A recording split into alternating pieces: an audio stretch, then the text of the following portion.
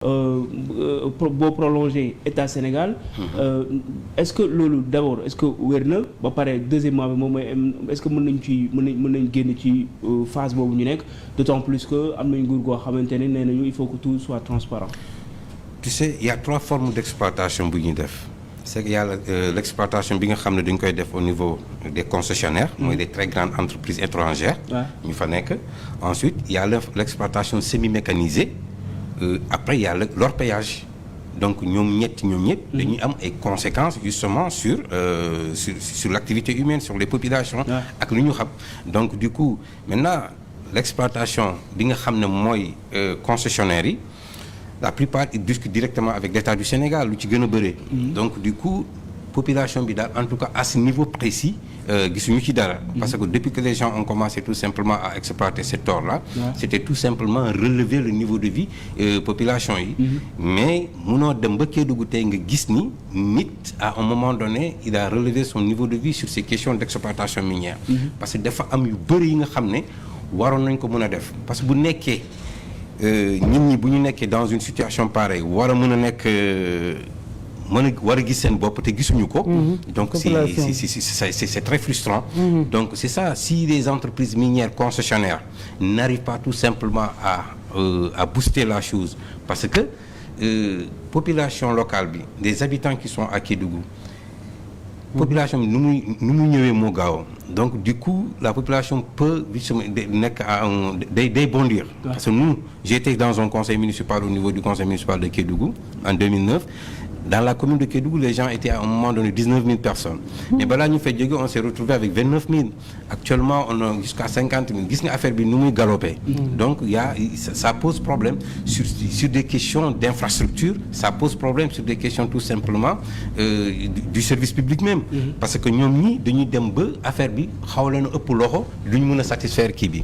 Donc tout ça c'est des conséquences yi nga xam ne sur les questions sociales il y a ce qu'on appelle la migration bi nga xam ne day ñëw venant des autres pays alors que encore l'administration sénégalaise, le Sénégal en tant que tel mënul maîtriser tout simplement les va-et-vient justement de ces étrangers qui rentrent dans ce pays donc loolu yëpp c'est des questions yi nga xam ne ça pose problème sans compter nag c'est des questions écologistes. L'environnement voilà Kédougou bu leen fàtte ni aussi ça est dans le parc national Niokolo-Koba. Donc du coup tu vois perturbation yuy am sur la déforestation, la faune, la flore, à tout point de vue. Voilà, ce sont ces conséquences-là. Donc ça impacte sur l'agriculture. Leneen am na mooy les conflits sociaux. Les conflits sociaux aussi c'est des choses yi nga xam ne dafay am souvent. Parce que bu ñu demee ba di del une surface semi-mécanisée. Et c'est là où dama mere woon l'ancien régime aussi. Ça il faut le dire en toute honnêteté. Au niveau du ministère des Mines en son temps c'était très très très compliqué. La corruption était arrivée à un stade mais mënoo ko mesurer. Loolu foofu laay waxee. Parce que bu ñu demee ba di jël ay permis miniers di ko jox justement des étrangers. Alors que dans ce même permis minier bu ñu ko mën na am diw wala Pape Malick am na fa toolam. Donc ñu ñëw na la non man dama am permis minier yow il faut nga jógee fii. Donc ça pose problème. Loolu moo doon indi en son temps des conflits mais je crois que actuellement ça est en train de se stabiliser. On attend. Jusqu'à présent bien vrai que du ñu ko bëggee mu changer. Pour l'instant on attend très honnêtement. Le président a pris un décret mooy par rapport à la Falémé aussi booy wax Falémé c'est pas le faire simplement c'est il y a l'or aussi. Donc les gens vont chercher de l'or au niveau de la Falémé. C'est une région très riche.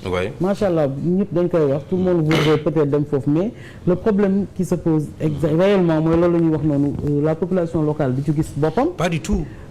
Étranger parfois ñooy fa ëpp mais beneen bëri na leneen loo xam ne tamit nit ñi ñu ngi koy déplorer tout le temps. bëri na prostitution. Absolument. Dégradation des mœurs foofu moom dafa xaw a doy waar parce que. C'est un brassage. C'est un brassage. C'est un brassage bi nga xam ne peut-être que bon. Pas les habitants de Kédougou, maintenant c'est des étrangers qui viennent et il y a cette chose-là qui se passe. Mais quand même voilà am na ONG yi nga xam ne quand même ñoo ngi encadrer loolu. Ça je vais quand même féliciter cette ONG La Lumière. Souvent elle est en train de faire un excellent travail à ce niveau justement par rapport tout simplement de récupérer les filles yi nga xam ne dañu ñëw dans les régions et les ramener chez eux en les mettant dans les conditions nécessaires. Donc il y a trop de soucis maintenant nga ñëw ci emploi bi nga ñëw ci employabilité donc tout ça c'est des facteurs où quelque part nous l'impact lu ñu bëggoon justement mu régler ko au niveau c'est que l'exploitation minière doit aller avec le niveau de vie de la population donc ñun noonu lañu gis et si c'est pas le cas donc il y a un paradoxe